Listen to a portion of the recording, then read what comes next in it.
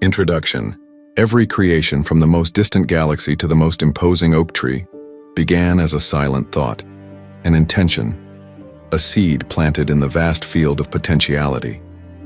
Your life, as you experience it now, your health, your prosperity, your relationships, is no exception. It is the harvest of seeds that have been planted, consciously or unconsciously, in the fertile ground of your mind. Within you live two forces, the gardener and the garden. The gardener is your conscious mind. It's the one who chooses, the one who thinks, the one who reasons, and often the one who doubts. It observes the external world and decides which seeds seem most suitable. But the garden is your subconscious mind. It is a servant of absolute loyalty, a land of infinite fertility, and, above all, obedient. The garden does not judge the seed. It doesn't care if you plant a flower or a weed. Its sole and sacred function is to take the seed the gardener gives it and use all the silent power of life to make it grow. The great secret is this. Most of us have lived as unconscious gardeners, allowing seeds of fear, doubt, and limitation, carried by the winds of the world, to fall into our garden.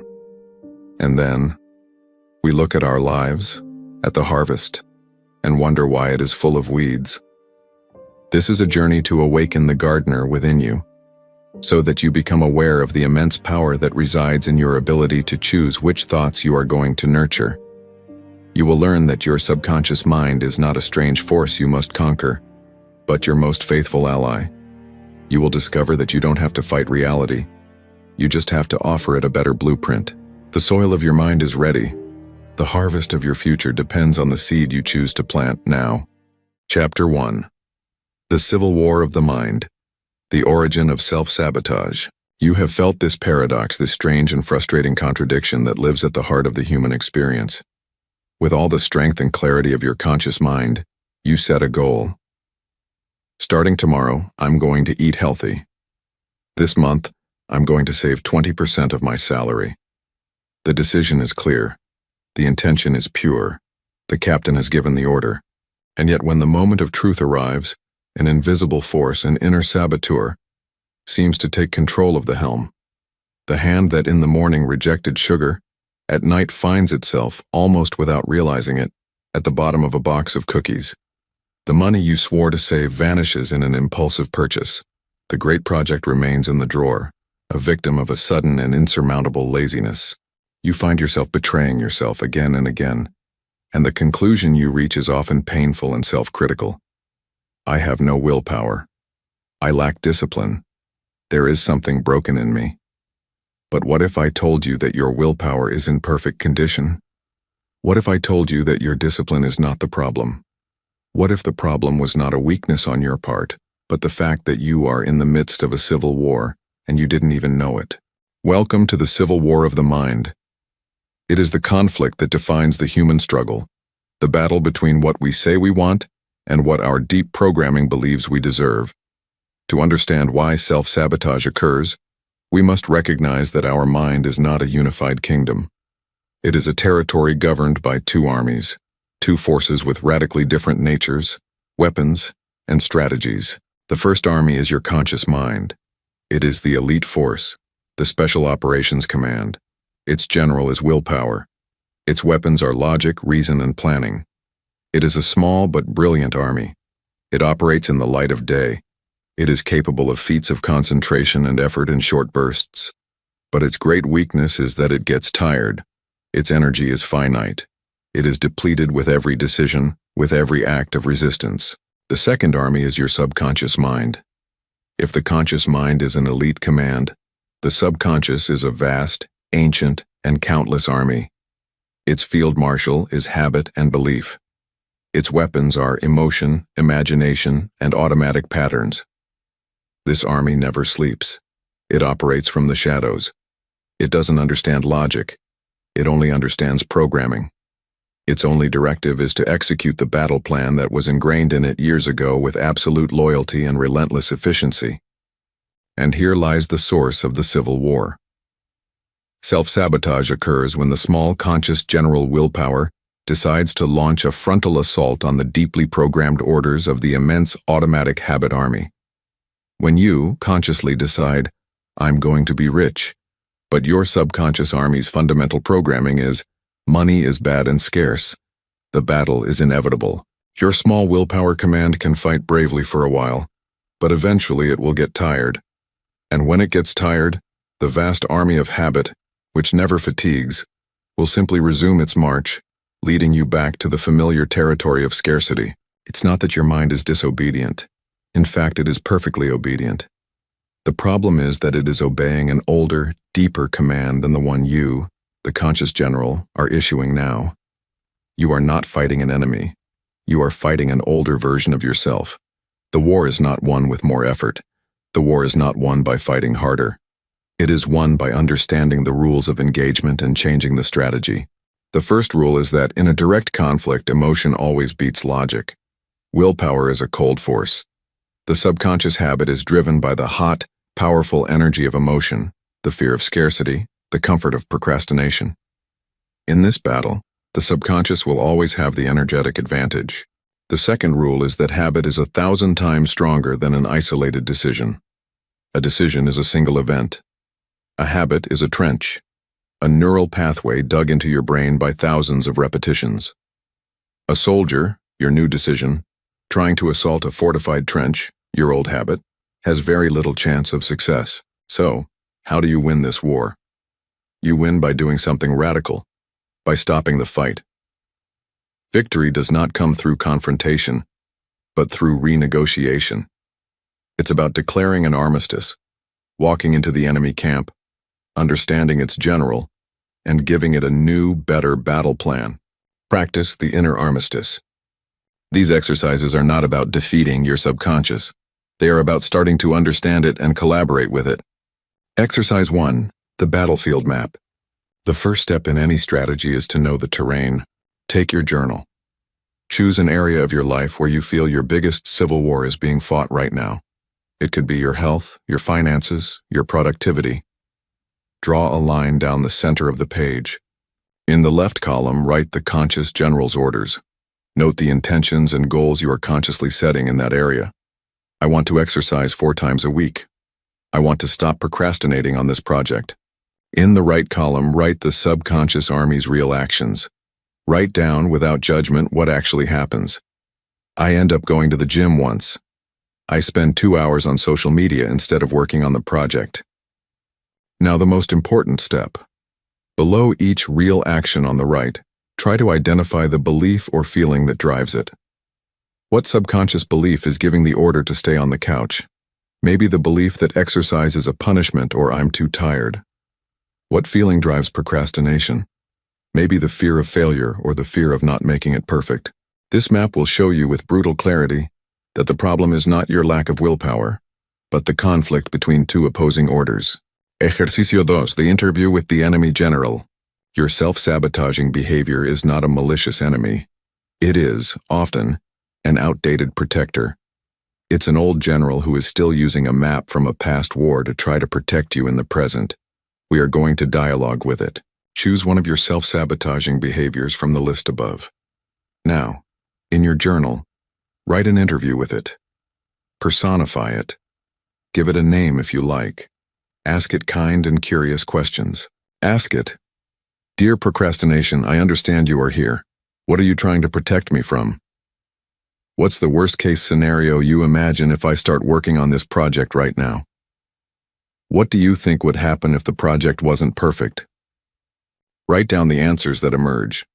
You will be surprised by the protective, albeit distorted logic that hides behind your most irrational behaviors. Procrastination might answer, "I'm protecting you from judgment. If you don't start the project, it can never be criticized. If you don't finish, it can never be imperfect." This exercise transforms the saboteur from an enemy into a misunderstood ally.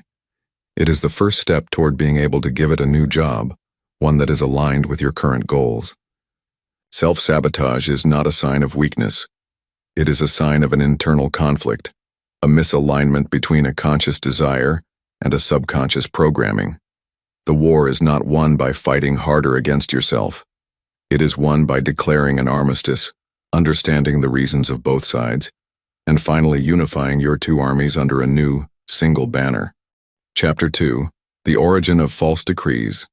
How Your Script Was Written. When we are born, and during our first 7 years of life, our mind operates radically differently than it does in adulthood. Our brain functions predominantly in theta brainwaves. This is a state of deep receptivity, similar to hypnosis. During this period, our conscious and critical mind, the gatekeeper, has not yet fully developed its ability to reason. A child doesn't analyze the world. They absorb it.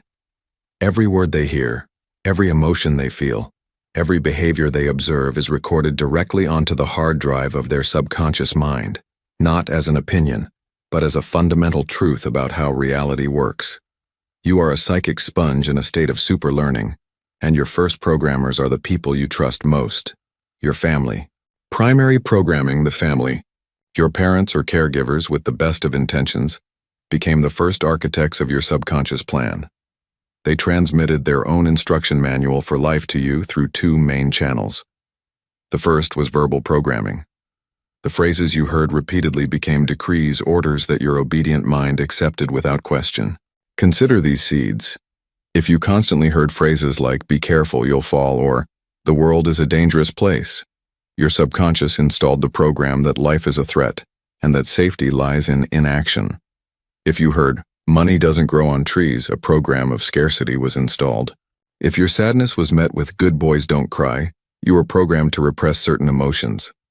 The labels placed on you, even affectionate ones, became your identity. Your subconscious took these labels as a description of your fundamental self. But the second form of programming, the nonverbal, was infinitely more powerful.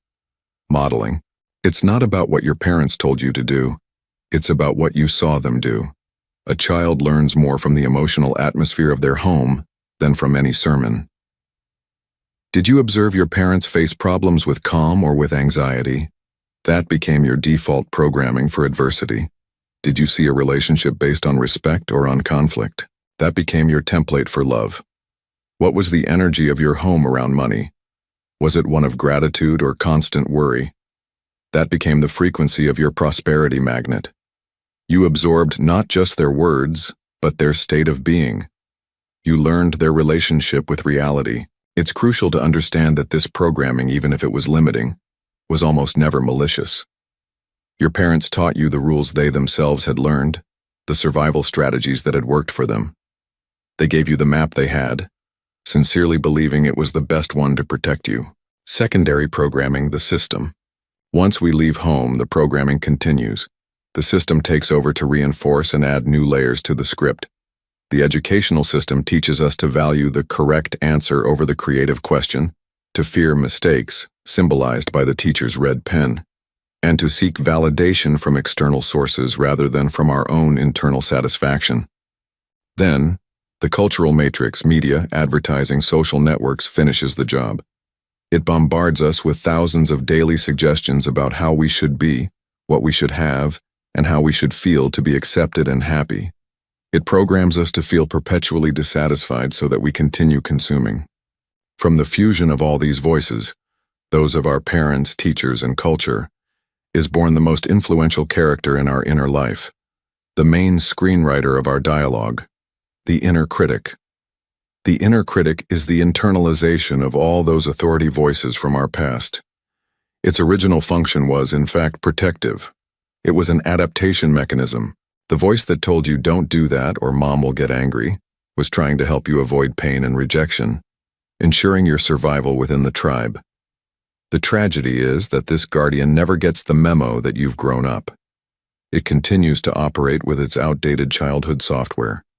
It still treats you like a scared 5-year-old trying to protect you from failure.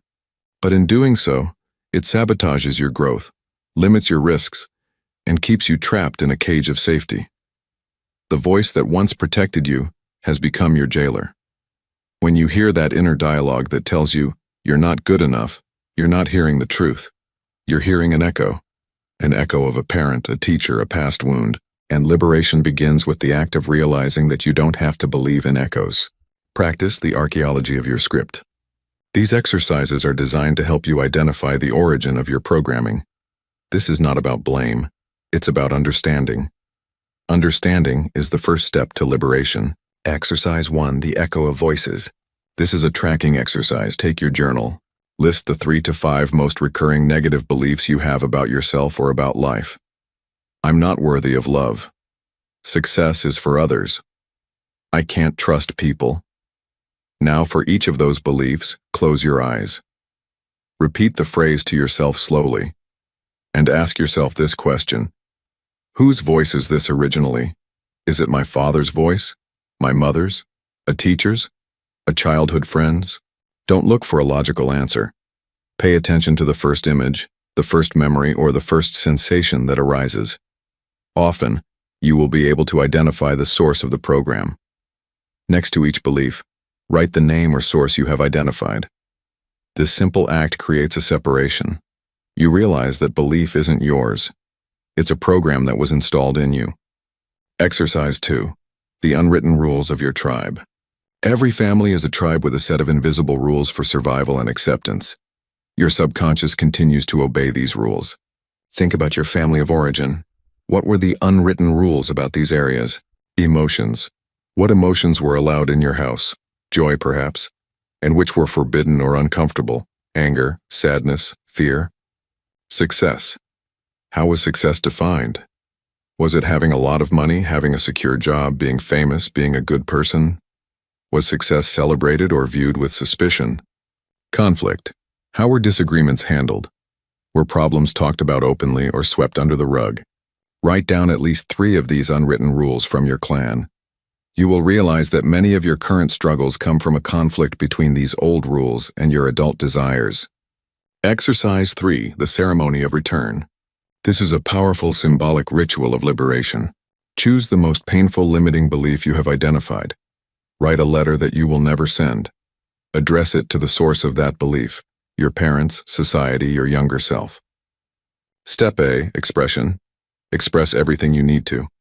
Your pain, your anger, your frustration, how that belief has limited you. Don't hold back. Step B. Understanding. Try to write a paragraph from a place of understanding. I understand that you passed this belief on to me because it was your way of protecting me, based on your own experiences and fears. Step C. Release. End the letter with an act of sovereignty. Write. With love and respect, I return this belief to you. It no longer serves me and no longer belongs to me. From today, I consciously choose to write my own rules and decrees. I reclaim my power as the sole programmer of my mind. After writing it, read the letter aloud, and then safely burn it or tear it into very small pieces. As you do, feel yourself being released from the weight of that old code. Your subconscious script is not your fault, but rewriting it is your responsibility. You cannot change the past. You cannot change how the first lines of your program were written. But you have, in this very instant, the absolute power to start writing a new act, one based on your own sovereign choice. Chapter 3. Imagination versus Willpower. The Law of Conflict. Armed with the sword of willpower, we try to rip out the weeds by force. We tell ourselves with martial discipline, I will no longer think about scarcity. I have to stop worrying. I'm going to force myself to be confident. We enter a pitched battle against our own mental patterns, believing that with enough effort and struggle we can subdue them, and almost always we fail miserably. The more we fight a thought, the stronger it becomes. The more we force ourselves to feel something, the more elusive that emotion becomes. We end up exhausted, frustrated, and convinced we lack the willpower to change. But the problem isn't a lack of will. The problem is we're using the wrong tool. We're trying to speak to the engine room in a language it doesn't understand, and one that even causes the opposite effect. The French psychologist Émile Coué formulated a fundamental law of the mind that explains this perfectly. It is the law of reversed effort. The law states, when the will and the imagination are in conflict, the imagination always wins, without exception. Let's consider a simple example. Imagine a wooden plank 10 meters long and 1 meter wide placed on the floor. Could you walk on it from one end to the other without falling? Of course, with complete ease. It requires almost no effort from your will. Now imagine that same plank placed between the rooftops of 200-story buildings. Could you walk on it now? Your will, Your conscious desire to cross is the same. But now your imagination has entered the equation. You start to imagine the fall, the emptiness, the terrible end. The harder you try to force yourself to walk, the more vivid the images of falling become. Your imagination of failure paralyzes your will for success. The conflict has begun, and imagination will always win. This principle operates in every aspect of our lives. When you try to force yourself to sleep, your imagination fills with images of you tossing and turning, and the result is insomnia. When you try to force yourself to remember a forgotten name, your mind goes blank. It is only when you surrender and stop trying that the name suddenly appears. The struggle, the forced effort, the tension. These are the language of the conscious captain. But the subconscious does not respond to force. It responds to a much more subtle, ancient, and powerful language. The native language of the subconscious. If we want to communicate effectively with the engine room, we must stop shouting orders in the captain's language and start whispering in the crew's native tongue. This language is composed of three main elements. The first is images and symbols. The subconscious mind thinks in pictures. It is pre-verbal. If I say, "Don't think about your house," it's too late. The image of your house has already appeared. The image is instantaneous and holistic. The subconscious doesn't process negatives well. When you say, "I don't want to be sick," the image your subconscious receives is sickness. This is why visualization is so powerful. The second element is feeling and emotion. Feeling is the water that makes the seed of thought germinate. The subconscious is the emotional mind. You can have a mental image of a bank account with $1 million, but if you feel anxiety, the message your subconscious receives is not $1 million, but anxiety and lack. Emotion is the signature that validates the order. An image with no emotional charge has little power. But an image, even a blurry one, if it's charged with the feeling of joy, peace, or gratitude, is a top priority command. The third element is stories and metaphors. The subconscious loves narratives. A simple story can bypass the critical filter of the conscious mind and plant a powerful idea directly. This is why parables and myths have been the most powerful teaching tools for millennia. When you listen to a story, your conscious mind relaxes, but your subconscious absorbs the message. Telling yourself a new story about your life is one of the most effective ways to rewrite your internal script. Images, feelings, and stories. This is the language we must learn to speak, and the faculty that allows us to use this language is imagination. We often consider imagination a form of childish escapism. Nothing could be further from the truth. Imagination, when used in a disciplined way, is not an escape from reality. It is the workshop where the reality of the future is forged. Every bridge, every symphony, every business first existed as an image in someone's imagination. Imagination is the master key because it resolves the conflict between will and belief. When you try to force a result with will, you are fighting your current programming. But when you use imagination, you simply create a new blueprint. The conscious mind registers it as just imagining and offers no resistance. But the subconscious mind, which doesn't distinguish between a real and an imagined experience, accepts that blueprint as a new command. It begins to work immediately to turn that image into your physical reality. The most powerful use of imagination is to evoke the feeling of the wish fulfilled. Don't imagine the process of achieving your goal. Imagine the final scene. Imagine that your desire is a fait accompli. Don't imagine getting the job. Imagine celebrating after your first successful month. Don't imagine earning the money. Imagine enjoying the security and freedom that money has already given you. The goal is to generate the feeling of naturalness. When you can feel the emotion of your wish fulfilled as a natural present state, you have convinced your subconscious. You have planted the seed and watered it with the feeling of certainty. From there, the growth is automatic. Practice training your disciplined imagination. Exercise 1, the relaxation experiment. This simple exercise will give you a direct physical experience of the law of reversed effort. Step A, effort. Sit comfortably and try to force yourself to relax. Clench your fists, tense your shoulders, and mentally order yourself, "I have to relax now." Observe what happens. You'll get even more tense. Your will and your state are in conflict. Step B, imagination. Now, release all tension. Instead of ordering yourself, simply start to imagine. Imagine floating in a warm pool on a sunny day. Feel the water on your skin. Don't try to relax. Just immerse yourself in the imaginary scene and the feeling of relaxation. Observe how, without any effort, your muscles begin to loosen. You have used the correct language. Exercise 2, the mental rehearsal. Choose a small upcoming event that generates a bit of anxiety. Instead of worrying, you are going to perform a positive mental rehearsal. Close your eyes for 2 minutes.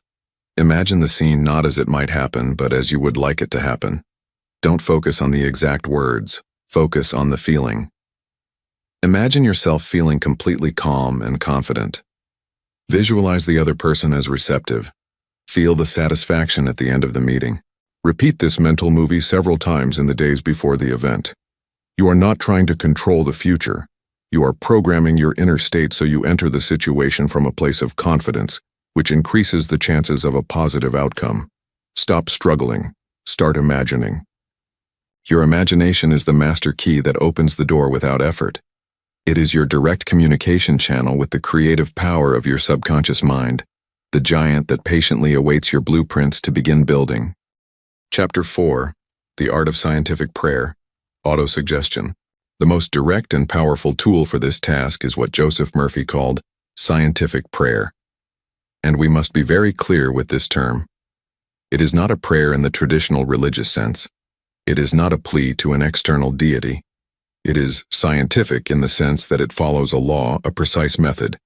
It is the art of autosuggestion elevated to its maximum potential. Autosuggestion is the act of consciously choosing the ideas, the seeds that you want to plant in the fertile soil of your subconscious mind. It is the process of becoming your own and most influential programmer. The principle is simple, but its power is infinite. Every suggestion, repeated with enough frequency and charged with enough emotion, is eventually accepted by the subconscious and becomes a belief. And once it becomes a belief, the subconscious, that faithful servant, will do everything in its power to manifest it in your reality. Autosuggestion is not superficial positive thinking. It is a surgical technique for rewriting your internal script. For an autosuggestion or affirmation to be truly effective, it must follow a series of principles. Ignoring these principles is why affirmations fail for so many people. The first principle, simplicity and clarity. Your subconscious mind is like a child. It doesn't respond well to complexity, long sentences, or abstract concepts. It needs a clear, brief, and direct command. An affirmation like, "I am in the process of developing a multifaceted strategy to improve my financial situation," is useless. It's too long, too intellectual. Your subconscious tunes out. Instead, an affirmation like, "Money flows to me easily and constantly," is infinitely more powerful. It is simple, direct, and a clear image. The second principle, the present tense. This is perhaps the most common mistake. We often formulate our desires in the future tense. I will be rich. I will get that job. I will be healthy. By doing this, we are giving a very precise command to the subconscious to keep that desire in the future. And the subconscious, obediently, ensures that wealth, the job, or health are always just over the horizon, but never here and now. The subconscious only operates in the eternal present. To impress it, you must formulate your affirmation as if your desire were already a fait accompli.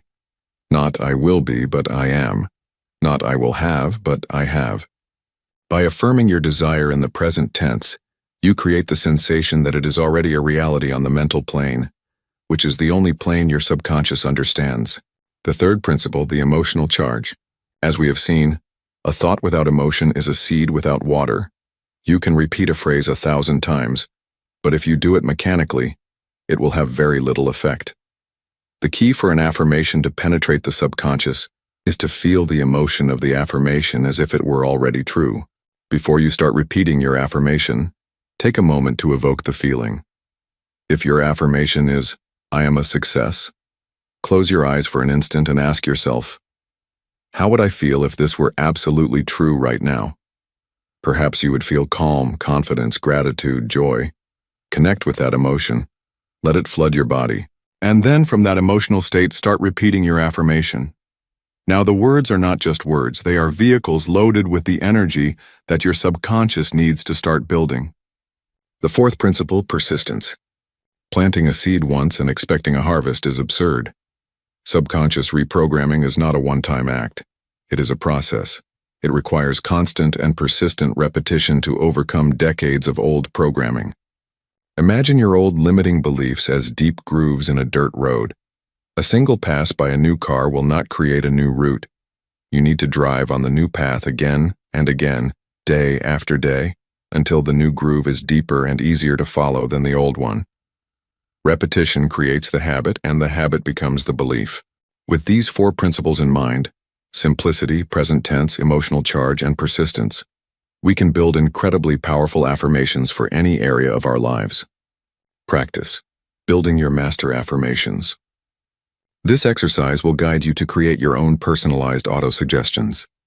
Step 1. Identify the goal. Choose an area of your life you want to transform. Be specific. Don't choose, "I want to be happy." Choose something more concrete. For example, I want to be more confident in my professional skills. Step 2. Transform the desire into a fact. Take your goal and rewrite it as a short, clear, present tense affirmation. If the goal is, "I want to be more confident," the affirmation becomes, "I am secure and confident in my work." If the goal is, "I need more money," the affirmation becomes, "Money comes to me in abundance and without effort." If the goal is, "I hope to find an harmonious relationship," the affirmation becomes, "I am in a wonderful relationship based on love and mutual respect." Step 3. Add the emotional charge. Now add a phrase that describes the feeling of your wish fulfilled. This personalizes the affirmation and makes it much more potent. I am secure and confident in my work, and I feel a deep calm and competence in everything I do. Money comes to me in abundance and without effort, and I feel immense gratitude and freedom. I am in a wonderful relationship based on love and mutual respect, and I feel completely happy and fulfilled. Step 4. The imprinting ritual.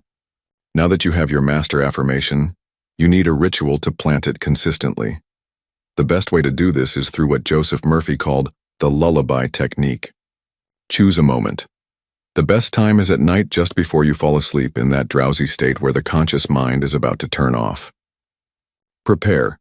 Lie down comfortably, relax your body. Repeat like a lullaby. Start repeating your affirmation over and over, softly or mentally.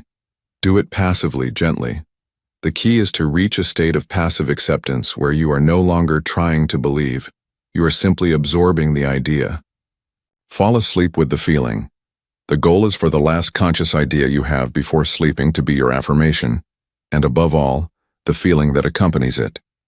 This way, your subconscious mind will work on that idea all night long. Perform this ritual every night with persistence.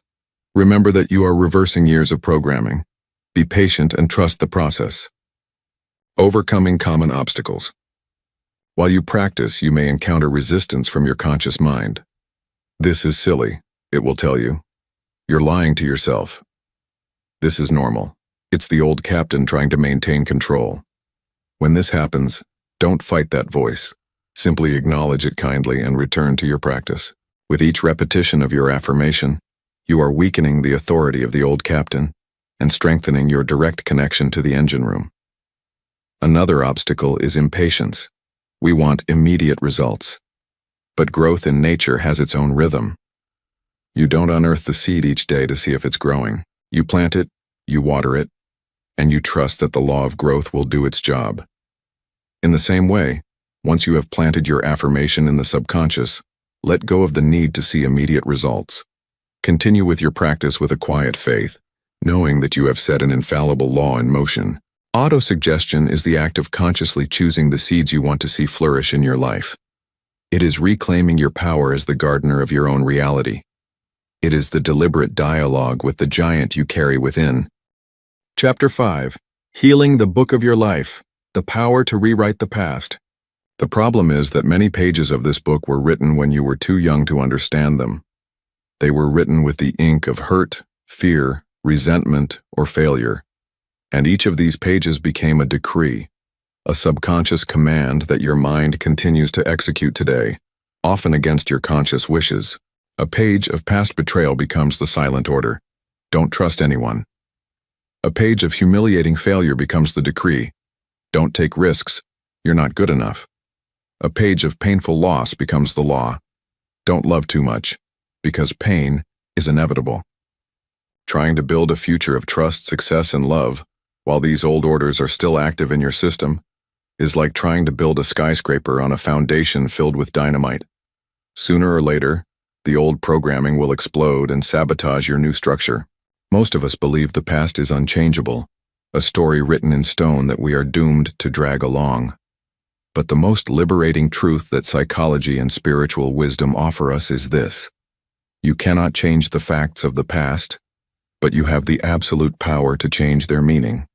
And by changing their meaning, you change their power over you. Healing the book of your life is not about erasing the pages. It's about becoming a wise editor. It's about taking those old stories of pain and adding a new chapter, a new conclusion, one that serves and empowers you. It's about giving your obedient mind a new interpretation of the story, a new command about how it should feel and react to those old memories. This is the art of subconscious healing, and it is practiced through 3 fundamental acts of rewriting: forgiveness, reinterpreting failure, and releasing guilt. Forgiveness, in the sense we explore it here, is not a moral act to absolve the other person. It doesn't mean you condone what they did. It doesn't mean you have to have them back in your life. Forgiveness is an act of sacred selfishness. It is the act of cutting the chains that bind you to your own pain. It is a command you give yourself to finally be free. By forgiving, you tell your obedient mind, this old story of pain is no longer my focus. I cancel the order to continue suffering from this. From today, I choose peace. The second healing, reinterpreting failure as wisdom. Failure is, along with resentment, another great source of negative programming. A significant failure in the past can install a deep program of fear and inadequacy that sabotages all our future attempts. The memory of failure becomes a command to not try. Healing this wound doesn't involve forgetting the failure. It involves rewriting its meaning. It's about stopping seeing it as a judgment on your worth and starting to see it as an invaluable lesson. It's the act of extracting gold from lead. The company that went bankrupt was not a failure. It was your intensive business master's degree. The relationship that ended was not a failure. It was the training that taught you what you truly value in a partner. By reinterpreting failure, you give your subconscious a new story, a new command. The command is no longer, I failed, therefore I am a failure. The new command is, I learned, therefore I am wiser and stronger. The third healing, releasing guilt. Guilt is resentment directed at oneself. It is the act of punishing yourself over and over for a past mistake. It is a subconscious command of self-punishment that can manifest as a mysterious inability to enjoy life, to accept success, or to feel worthy of happiness. The release from guilt does not come from denial, but from compassion and acceptance. It comes from understanding a fundamental truth. In every moment of the past, you did the best you could with the level of consciousness, knowledge, and emotional resources you had available at the time. If you had known how to do better, you would have done so. Forgiving yourself is giving your obedient mind the command that the sentence is over. It is declaring yourself free and worthy to start over, not from innocence, but from hard-won wisdom. Practice the soul editor. These exercises are your editing tools. They are the rituals that will allow you to heal your book of life. Exercise 1. The forgiveness ceremony. Choose a person or a situation from the past toward which you still feel resentment. Step A. Visualization. Sit in a quiet place. Close your eyes. Imagine that person sitting in a chair across from you. Step B. Silent expression. Speak to them mentally. Say everything you never said. Express your pain, your anger, your disappointment. Don't hold back. Empty the emotional burden. Step C. Release. Now visualize a golden light descending and enveloping you both, and repeat these words, feeling them in your heart. I see you. I recognize your humanity and mine. I release all resentment. I release you, and in releasing you, I release myself. I wish you peace. And now I choose my own peace. Step D, the cut. Visualize a cord of energy connecting you. And with an act of imagination, cut that cord. Feel yourself being released from the weight of the past. Perform this ceremony as many times as necessary, until when you think of that person, you no longer feel the emotional burden, but a neutral peace. Exercise 2, the rewriting of failure. Choose a failure from the past that still weighs on you. Step A, the old story. In your journal, write the story of the failure as you have always told it, focusing on the pain, humiliation, and shame. Step B, the search for gold. Now on a new page, you are going to become a wisdom detective. Answer these questions about that same experience. What was the most valuable lesson I learned from this? What strength, resilience, humility, courage did this experience forge in me? How did this failure help redirect my life toward a better or more authentic path? Step C, the new narrative. Based on your answers, write a new title for that page of your life. Instead of "The Year My Business Failed," the new title could be "The Year I Earned My Master's Degree in Business Resilience." By doing this, you are not denying the facts, you are changing the meaning you give them. You are giving your obedient mind a new story, a story of power. Exercise 3, the self-forgiveness trial. Imagine a courtroom in your mind. You are in the defendant's box for a past mistake for which you feel guilty. Now, imagine that you are also the judge, a judge who is infinitely wise and compassionate. Chapter 6, the Night Mind, your solution lab. Imagine you want a private audience with the king of a vast empire to present a project that will change the kingdom. During the day, the king is in his throne room, surrounded by advisors and courtiers. This is your conscious king, your waking mind. If you try to approach, your message will be debated and rejected by skeptical counselors, doubt, logic, fear, before it ever reaches the monarch's ears. But at night, the king retires to his private chambers. The court is silent. There is a brief magical moment just before the king falls into a deep sleep, when his mind is tranquil, receptive, and alone. If you could whisper your message in his ear then, it would enter his consciousness directly without filters. This is the perfect metaphor for your mind. Twice every 24 hours, the gatekeeper, your conscious mind, lowers its guard. These are the golden moments for reprogramming, the direct portals to the throne room of your subconscious. These are the drowsy states, the period of reverie just before you fall asleep, and a similar period just after you wake up, before your conscious mind is fully active. Dr. Joseph Murphy, like many other mind masters, insisted these are the most powerful moments to sow the seeds of your desires. Why? Because in this state, known as alpha or theta brainwaves, your conscious mind's critical activity is at a minimum. The door to the subconscious opens wide, and your mind is extraordinarily suggestible. An idea planted then is like a seed in freshly tilled soil. Ignoring the power of these moments is one of the biggest mistakes we make. We often do the opposite. Our last thought before sleep is usually a worry. We mentally review the day's problems. We fall asleep in a bath of negative emotions, giving our subconscious a blueprint for more problems and anxiety to work on all night. Then we wonder why we wake up feeling tired and apprehensive. Similarly, the first thing many do upon waking is grab their phone. We flood our highly suggestible mind with world news and social media. We allow the chaos of the external world to dictate the day's first command to our subconscious, instead of consciously setting our reality's tone. Taking control of these two daily portals is an act of sovereignty over your own mind. It's like ensuring you have a private audience with the king every night and morning. The nightly programming techniques. Technique 1. The subconscious lullaby for affirmation. This is your main tool for programming with words. Reduce your desire to a short, powerful phrase and repeat it like a lullaby until you fall asleep. The key here is passivity. Choose your lullaby.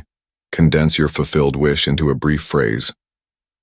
Thank you for my wealth, or I am healthy and at peace. The phrase should feel good and resonate with you. The process. Once in that drowsy state, repeat your lullaby softly.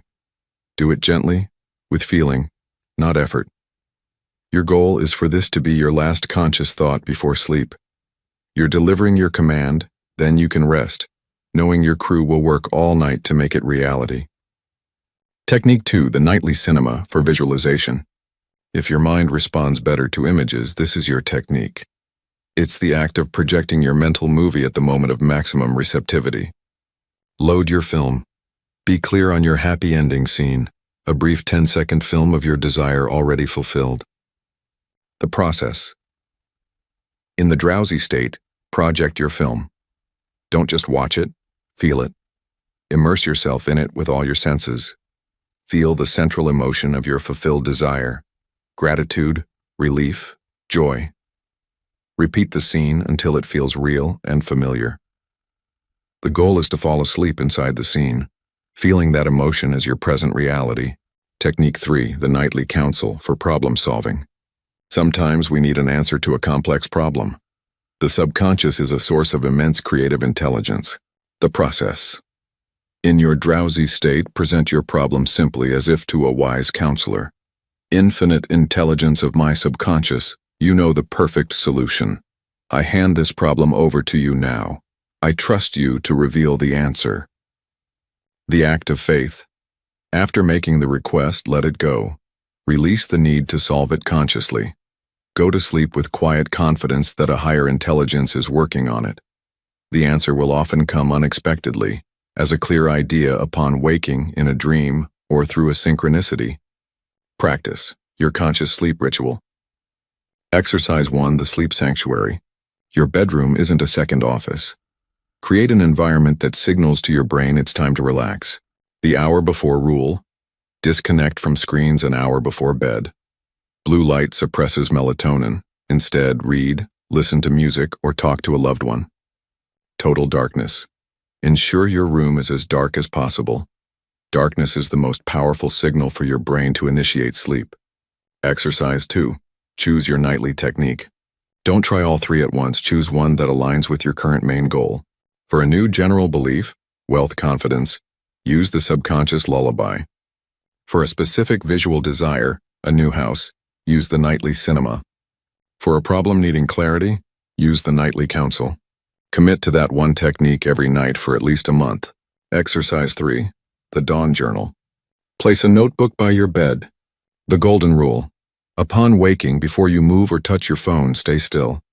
The reception. Pay attention to any ideas or feelings present in your mind. This is often your subconscious's response. The capture. Immediately write down anything that arises. The ideas in this state are often the most valuable. Don't rely on your memory. Your day ends, but your mind never rests. Sleep is not a pause in creation. It's when the deepest work is done.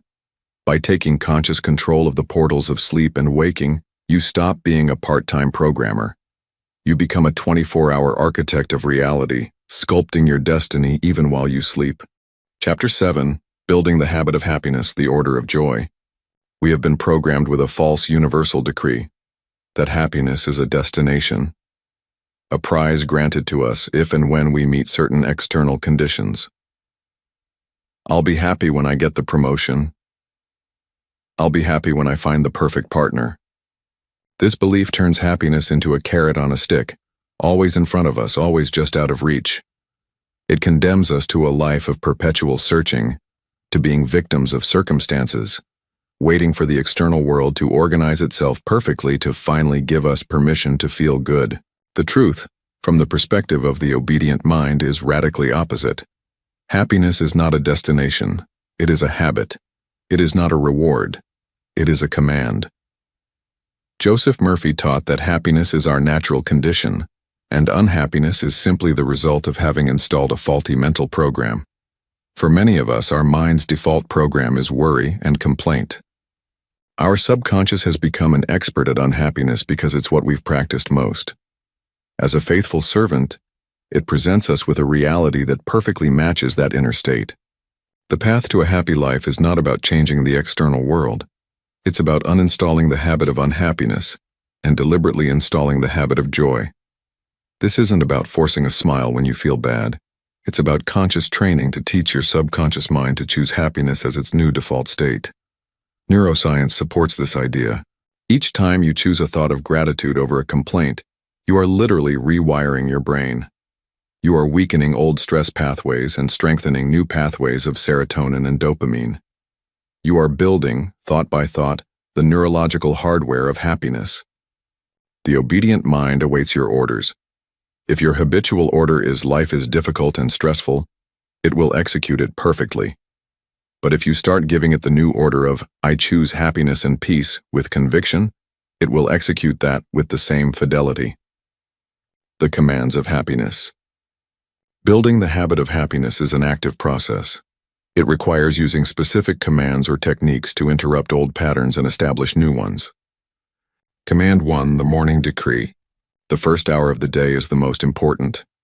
The mental state you begin with often sets the emotional tone for the next 16 hours.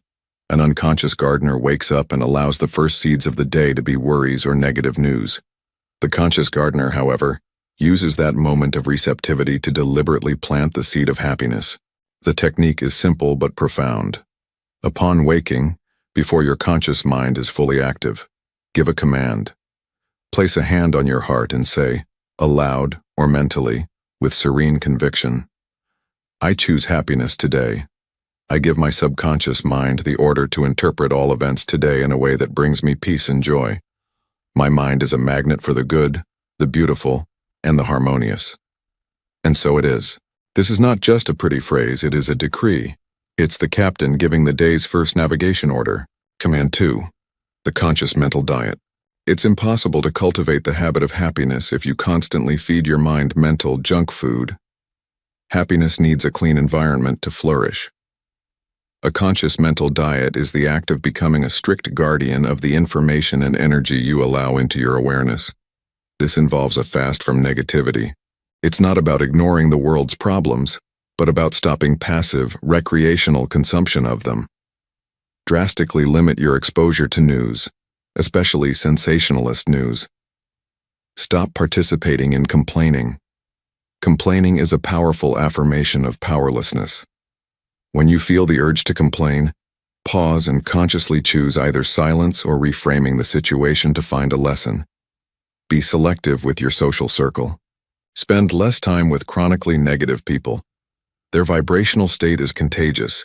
Seek the company of people who uplift and inspire you, who embody the joy you want to cultivate. Command 3, the gratitude anchor.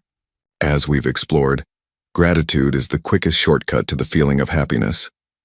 It's chemically impossible to feel gratitude and fear or anger at the same time. Gratitude is the emotional signature of abundance and well-being. An anchor is a tool from neurolinguistic programming that allows you to access a desired state instantly. The technique is to create a physical stimulus, an anchor, and repeatedly associate it with the emotional state of gratitude. For example, you can choose the gesture of bringing your thumb and index finger together on your right hand. Every time you feel a wave of genuine gratitude, perform that gesture. With repetition, your nervous system will create a direct connection between the gesture and the feeling. Eventually, the anchor will work in reverse. In a moment of stress, simply performing the gesture will instantly activate the state of gratitude and change your biochemistry. Practice your happiness training program. Exercise 1, the Morning Decree and Gratitude Journal. This is your ritual for starting and ending the day, the foundation of your new habit. In the morning, 2 minutes. Upon waking, perform your morning decree. Say it with conviction. Then think of 3 specific things you are grateful for in that moment. At night, 5 minutes. Before sleeping, in your journal, write 3 good things that happened that day. For each one, write why you are grateful. This trains your brain to end the day focused on the positive. Exercise 2, the 7-Day Negativity Fast Challenge. This is an intensive challenge to detox your mind. For the next 7 days, commit to a policy of 0 complaints. Not out loud, not in your inner dialogue. Every time you catch yourself about to complain, stop, breathe, and consciously choose either silence or to reframe the situation by finding something to be grateful for. Wear a bracelet on one wrist. Every time you complain, switch it to the other wrist. The goal is to keep the bracelet on the same wrist for the entire day. This challenge will reveal how often you operate from negativity and will force you to build a new habit quickly. Ejercicio 3. The creation of your joy anchor. Let's create your personal anchor. Step A, evocation. Close your eyes. Remember a moment in your life when you felt pure, immense joy. Immerse yourself in that memory with all your senses. Step B, anchoring. At the moment you feel the emotion of joy reach its peak, perform your physical anchor. Bring your thumb and index finger together firmly for about 10 seconds while you bask in that feeling. Step C, break and repeat. Open your eyes, think of something else for a moment, break the state, and then repeat the process several times. Step D, test. Later, in a neutral state, simply perform the physical gesture and observe if a subtle sense of joy or calm emerges. You have created your own instant access button to happiness. Happiness is not a destination reached after a long and hard struggle. It is the path itself, when walked with awareness. It's not something the world gives or takes away from you.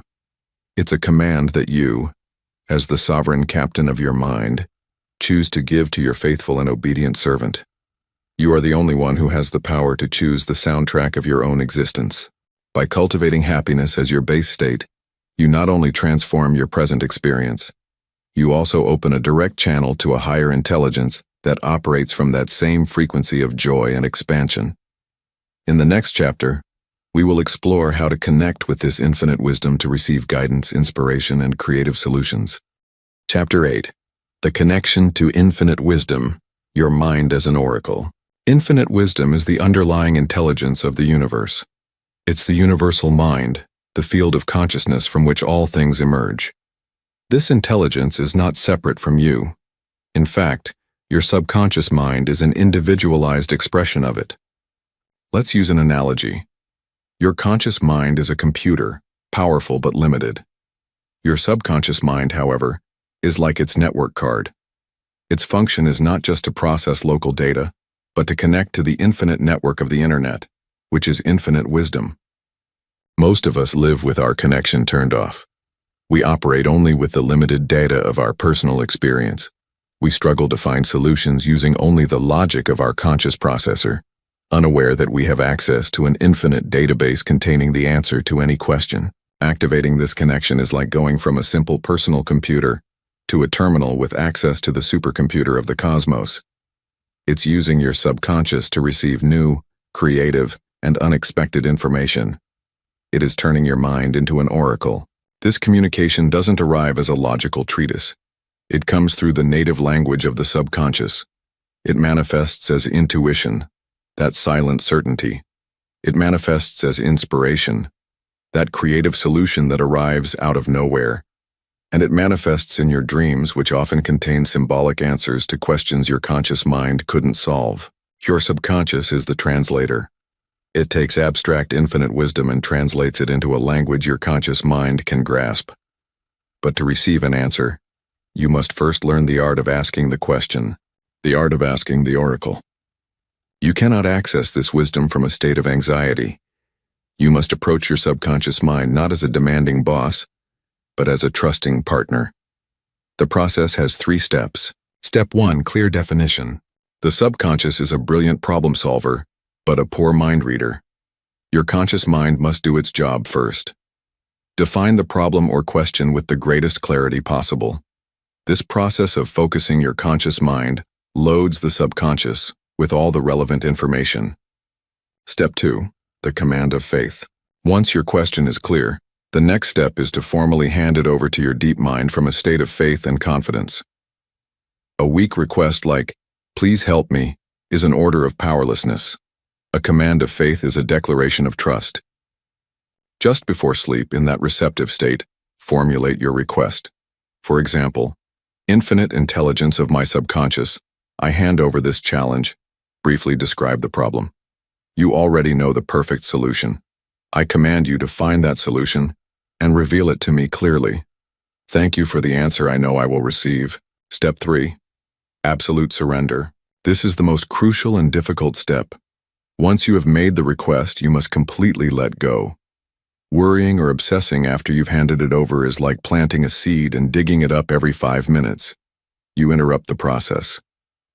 Faith is trusting that your silent partner is working on it even if you see nothing on the surface. The art of receiving the answer.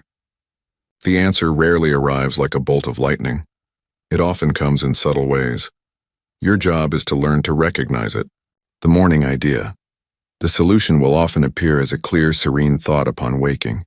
It's your subconscious delivering its nightly report. Synchronicity. The answer may come through a coincidence in the external world. You overhear a conversation with the solution. You open a book to the exact sentence you needed. The intuitive impulse. Suddenly, you feel a strong, inexplicable urge to call someone or go somewhere. This is your subconscious guiding you to the answer. The key is to maintain a state of relaxed alertness. Don't anxiously search for the answer. Simply remain open and curious, trusting it will arrive at the perfect time. Practice opening your intuitive channel. Exercise 1. The Nightly Question Ritual. This is a direct application of the art of asking. Step A. Define. Before bed, write about a problem in your journal for 10 minutes to achieve maximum clarity. Step B. Command. Just before sleeping, read your question one last time. Then, perform the command of faith, formally handing the problem over to your subconscious. Step C. Let go. Release the problem completely. Use your subconscious lullaby on a different topic to occupy your mind and fall asleep peacefully. Step D. Capture. Keep your journal handy. Upon waking, before doing anything else, write down any ideas, dreams, or feelings present. This is often your subconscious's response to your request from the night before. Exercise 2. The Intuition Journal. Trust in your intuition is built with evidence. Dedicate a section of your journal to being an impulse hunter. Create 3 columns: the intuition, my action, and the outcome. In the first, note any gut feeling or illogical impulse you have during the day. In the second, note if you followed it. In the third, note what happened. This journal will provide you with an irrefutable database of evidence that your inner guidance is real and trustworthy. Your subconscious is not just a servant obeying your old commands.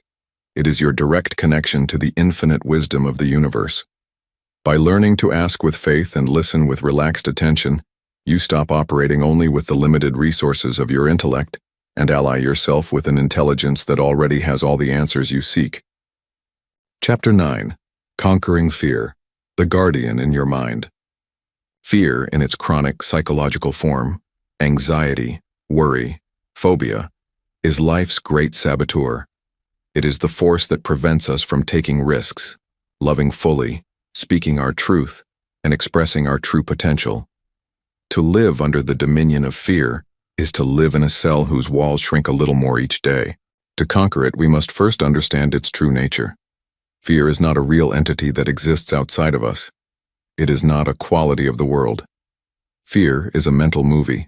It is a product of your own imagination, a destructive use of your incredible creative power. It is the act of writing, directing, and starring in a film about a catastrophic future.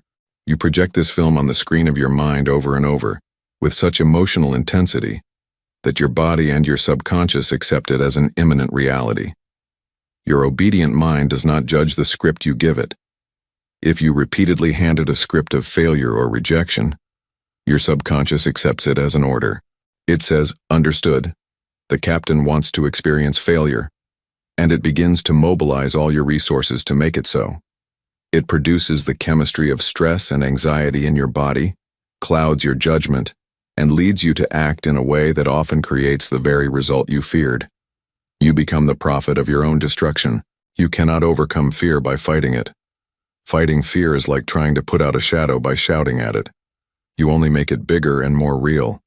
The only way to dissolve a shadow is by turning on a light. The only way to overcome a thought of fear is by using the law of substitution. You cannot, by an act of pure will, simply stop thinking about something. But you can consciously choose to think about something else. You cannot have 2 opposing thoughts occupying the focus of your attention at the same time. The secret is not to fight the horror movie being projected, but to deliberately turn it off and project a different movie in its place, a movie of faith, trust, and triumph. The triumph film technique. This technique is the direct antidote to any fear that is limiting you. It is the art of using the same power of imagination that creates fear to dissolve it. Step 1. Identify and name your fear. Fear thrives in vagueness. The first step is to bring it out of the shadows and look it in the face. Be specific. Don't say, "I'm afraid of failure." What failure exactly? Be concrete. "I'm afraid that if I give the presentation at work, I will go blank, make a fool of myself, and my colleagues will lose respect for me." Naming the fear precisely removes its mythical power and turns it into a manageable problem. Step 2. Build the opposite scene, the happy ending. Now you will become the director of a new movie. What is the direct and triumphant opposite of your fear scenario? It's crucial that you don't just imagine surviving the situation. You must imagine a glorious triumph. If you're afraid of public speaking, the happy ending isn't getting through the presentation without fainting. The happy ending is the moment after the presentation. Imagine the sound of enthusiastic applause. Imagine people on their feet. Imagine your boss coming up to you, shaking your hand and saying, "That was the best presentation I've seen in years." If you're afraid of a job interview, the happy ending isn't answering the questions well. It's receiving the phone call days later and hearing the HR director say, "We are delighted to offer you the position. When can you start?" If you're afraid of illness, the happy ending is visualizing yourself performing a physical activity with energy and joy, feeling strong and vital, and giving thanks for your perfectly healthy body.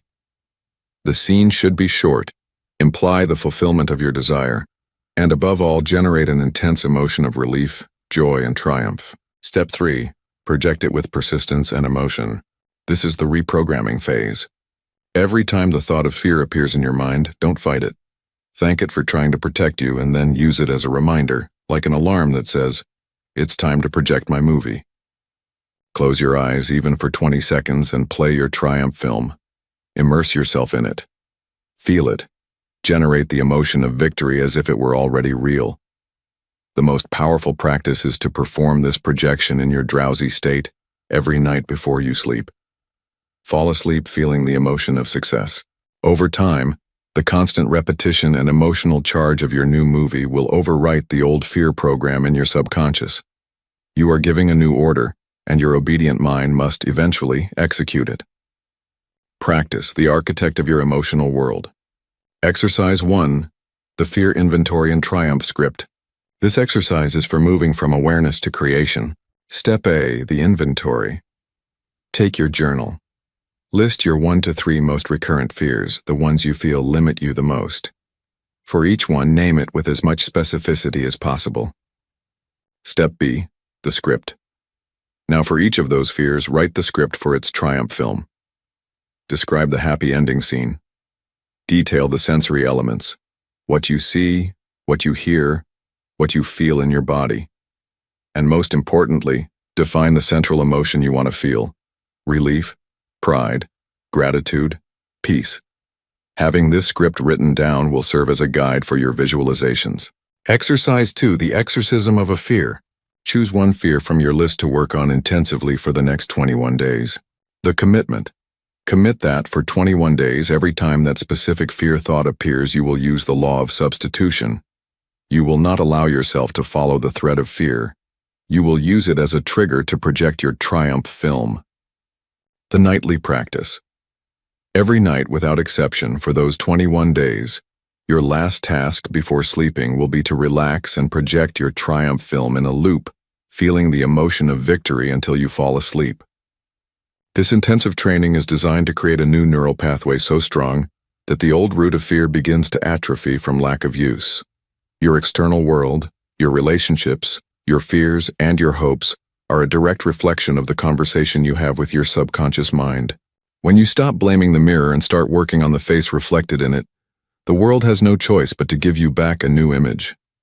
Harmony is not something you find in others. It is something you cultivate in yourself and then radiate to the world. Courage is not the absence of fear. It is the conscious and disciplined choice to feed a thought of faith that is bigger than the fear. You have received the keys to the kingdom. You have learned the laws and techniques to unlock the power of your inner giant, to shape your prosperity, your health, your relationships, and your courage. Chapter 10. The harmonious mind, when the captain and the crew are one. What remains when the struggle ceases? What state emerges when the civil war within you comes to an end? Peace, power, harmony.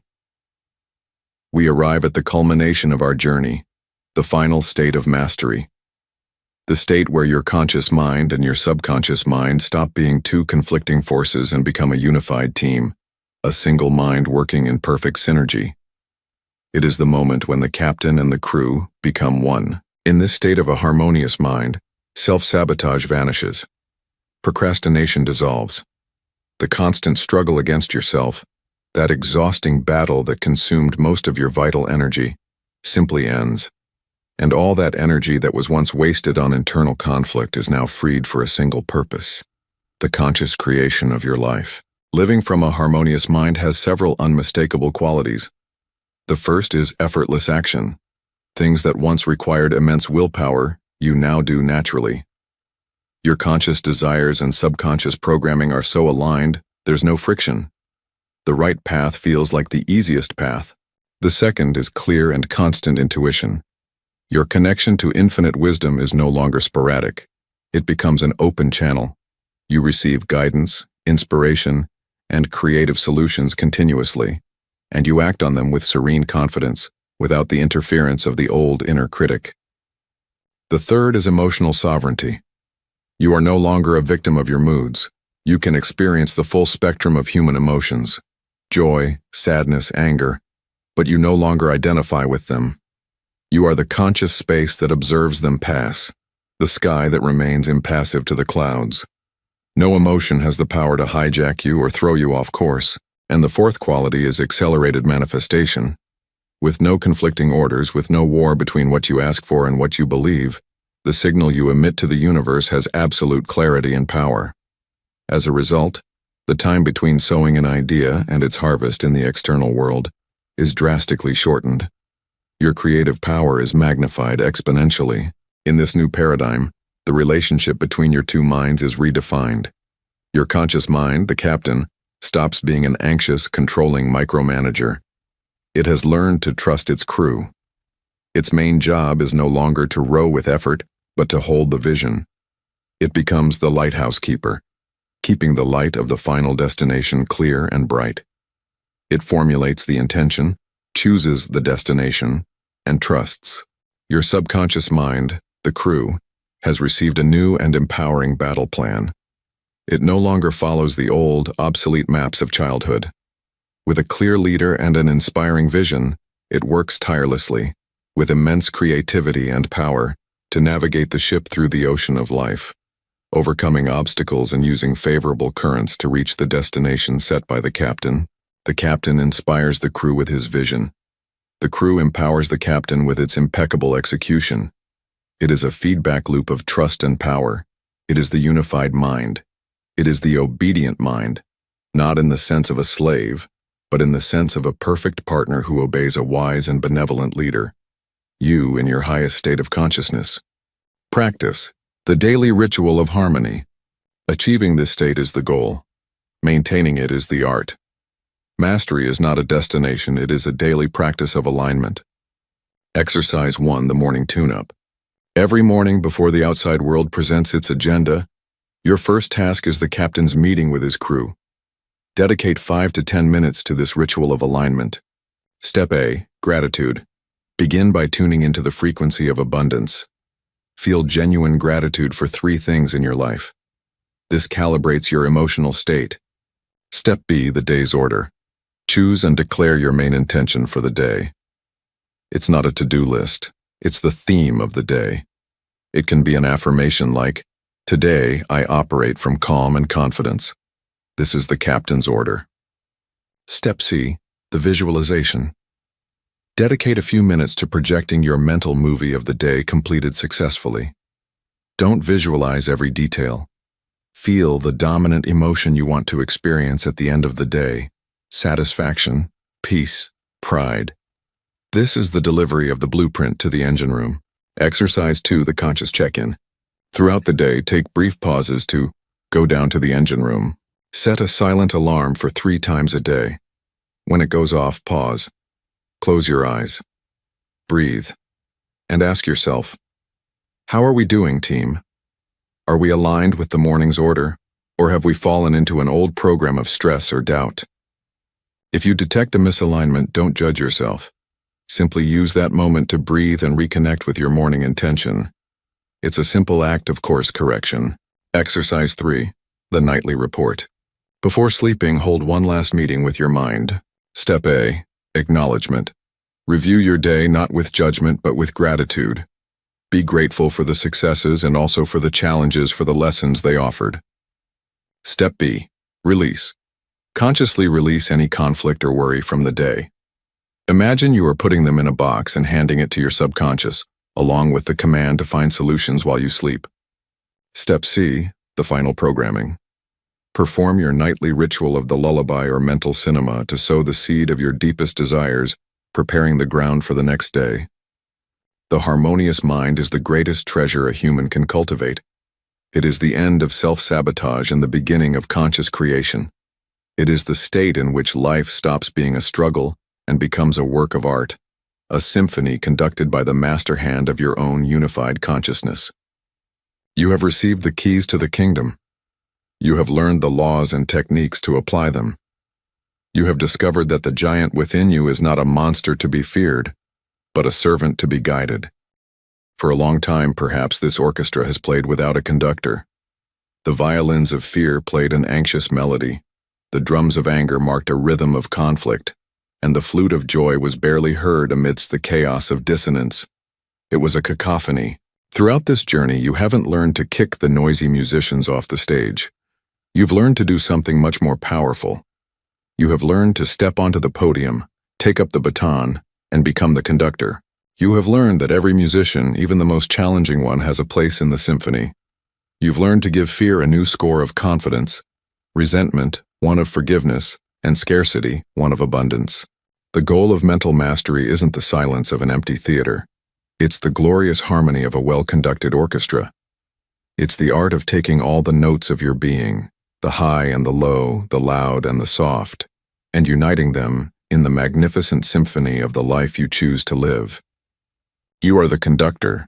The score is your conscious choice, and the music that emanates from you is the reality you experience. This journey doesn't end here. The orchestra is in tune. The musicians look at you, attentive. They await your signal. Raise the baton. The concert of your new life begins now. If this message has resonated with you, we invite you to join our community. Subscribe to Path of Knowledge so you don't miss any of our videos. Like this audiobook if it resonated. Share with someone you think it might help. Thank you for your time and for your decision to become the conductor of your life.